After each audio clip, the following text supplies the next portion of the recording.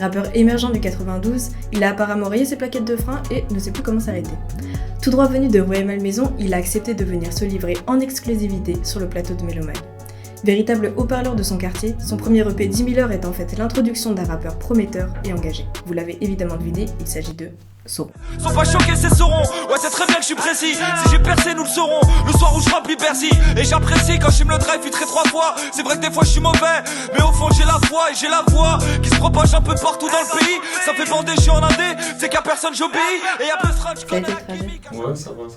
Un peu pas d'essence. Tout ça, l'essence.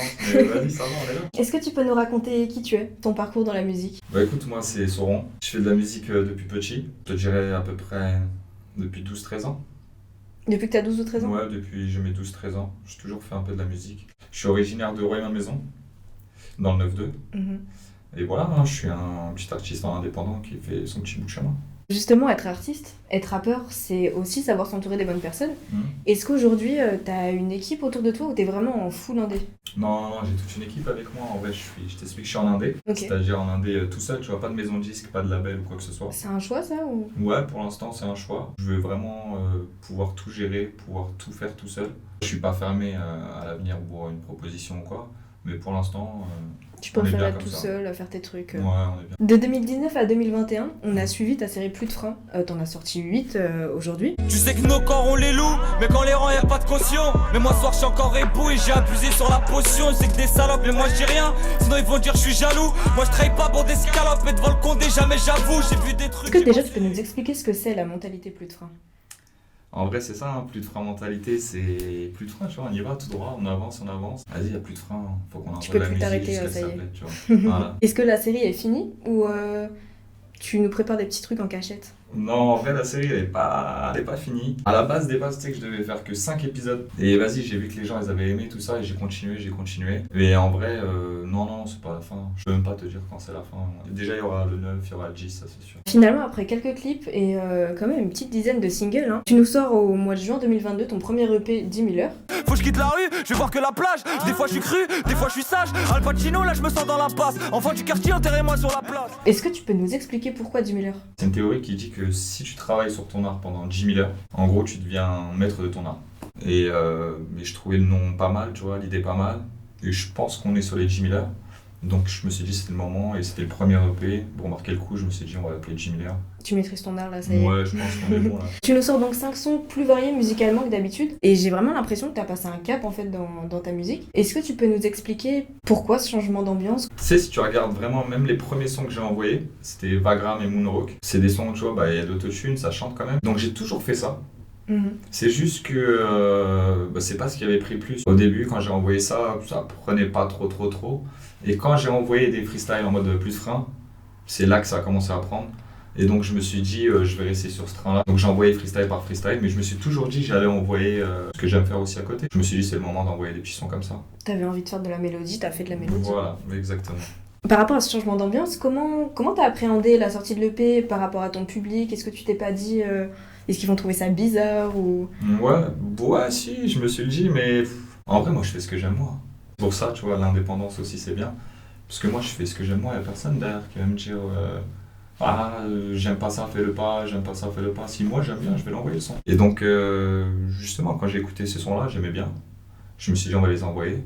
Et au final, regarde, c'est ce qui a plus ou moins marché. Bah c'est Tout oublié, je crois, qui est C'est premier ça. de tes écoutes sur Spotify. Ouais, tout le monde peut écouter. C'est plus grand public. Voilà, donc je me suis dit, je vais pas rester à rapper pour ça, faut que j'envoie un plus grand public. Ouais. Donc vas-y, je vais envoyer des sons un peu plus ouverts. Ouais, même t'es avec ta famille, tu peux mettre ça, y a pas de... Ça passe un peu mieux. Tu vois. Après un certain nombre de textes et de sons écrits, comment tu fais en fait pour continuer de proposer de nouvelles choses, pour continuer de t'inspirer?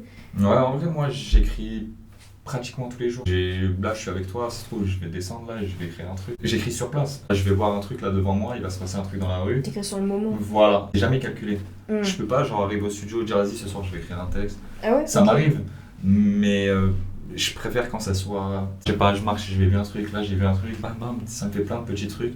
Et c'est un puzzle en fait. Du coup, tu t'inspires vraiment de ce que tu vois au quotidien? Quotidiennement. C'est ma vie à moi, principalement, tu sais, quand tu écoutes les sons, tu le sens de toute façon. C'est moi, c'est ma vie. et ce qu'il y a autour de moi. Au fil de l'EP, on comprend que tu nous racontes ton histoire. Comme si tu te présentais, tu nous disais voilà qui j'étais et qui je suis aujourd'hui et où j'en suis. Et c'était quoi le but de ça ? C'était exactement ça en vrai. C'était de me présenter et vraiment d'expliquer tu vois, le truc du début à la fin. En vrai, il y a des gens qui m'ont découvert il y a 10 ans, quand je faisais des petits freestyles dans mon quartier. Il y a des gens qui m'ont découvert il y a 1 an. D'autres il y a 3 ans, et tu sais, c'est pas tout le monde qui connaît ma vie vraiment. Il y en a qui sont arrivés en cours de route. Voilà, je voulais faire un son comme ça. C'était déjà prévu en fait depuis longtemps. Je savais que lors de mon premier projet, il y avait un son comme ça qui allait sortir. Je me suis dit, il fallait que je raconte tout du début à la fin, et je vois vraiment ça comme une ouverture, genre de. C'est comme si on ouvrait un livre en vrai. Introduction, et vas-y, la suite elle arrive. Ça et l'EP Flash Jimmy Miller, je le voyais vraiment comme une introduction. Dans Flashback, comme son nom l'indique, tu nous racontes des souvenirs. Et tu répètes plusieurs fois que tu as eu une jeunesse gâchée. Est-ce que tu peux nous en dire un peu plus ? Pour les miens qui me disent à quand le projet gros buzz c'est faux. J'ai un public qui m'attend depuis l'époque de buzz de fou. Moi j'avais 17 ans, toute la ville était choquée. Mais bon je m'en battais les couilles du rap, moi je voulais juste croquer. Ouais, en vrai quand je dis jeunesse gâchée, c'est... On a tous du potentiel. Mais malheureusement, tu vois, comme je le dis dans un son, une ville de riches, un quartier pauvre. Moi j'ai grandi à Rueil-Malmaison. C'est une ville de riches, tu vois. De ouf. Mais on est dans des quartiers pauvres. Et donc le contraste, il est ouf. Et tu le vois direct. Ouais, tu peux avoir ton voisin qui est blindé. Voilà, ça veut dire toi, tu peux marcher dans ton quartier en galère.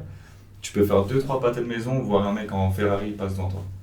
Et c'est les trucs qui jouent dans la tête. Attention, je dis pas que parce que t'es dans un quartier, tu dois faire certains trucs. Je félicite ceux qui font rien et qui s'en sortent. Tu vois, aujourd'hui je fais de la musique, tu vois, le but c'est de s'en sortir justement. Dans le droit chemin. Mais malheureusement, on est dans un truc où c'est tentant, t'es jeune, il y a des gens riches à côté de toi, toi t'es un peu en galère, vas-y, il faut faire un truc.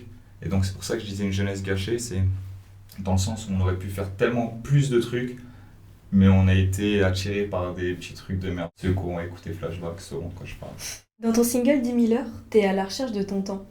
Mais alors, du coup, ce qu'on disait tout à l'heure, c'est que c'est pas ton temps non, en fait, je dis à la recherche de mon temps. Mais quand je dis à la recherche de mon temps, c'est... parce qu'en fait, c'est vrai, comme on a dit, tu vois, tout à l'heure, c'est par rapport au 10 000 heures, donc les gens comprennent mon temps.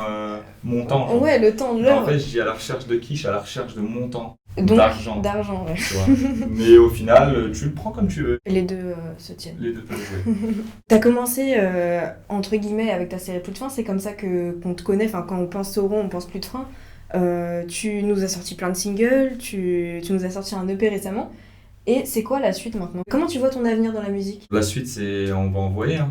Je te cache pas, on va faire que envoyer là. Là, je suis vraiment motivé. Je suis dans le truc où l'EP, comme je t'ai dit, c'était une introduction. On a ouvert le livre. Là, il n'y a que des chapitres qui arrivent. Tu nous as déjà écrit un chapitre ? Ouais, là, il y a déjà un chapitre. J'ai fini avec mes questions. Si jamais t'as un dernier mot à nous dire, un dernier truc à dire. Bon, en tout cas, déjà, merci. Merci pour l'invitation. Ça me fait plaisir. Bah, écoutez, restez branchés. Écoutez déjà le projet du début à la fin. Concentré, hein. C'est-à-dire, tu poses, t'écoutes vraiment le truc du début à la fin. Et vas-y, on se voit bientôt. C'est Sauron, il y a plus de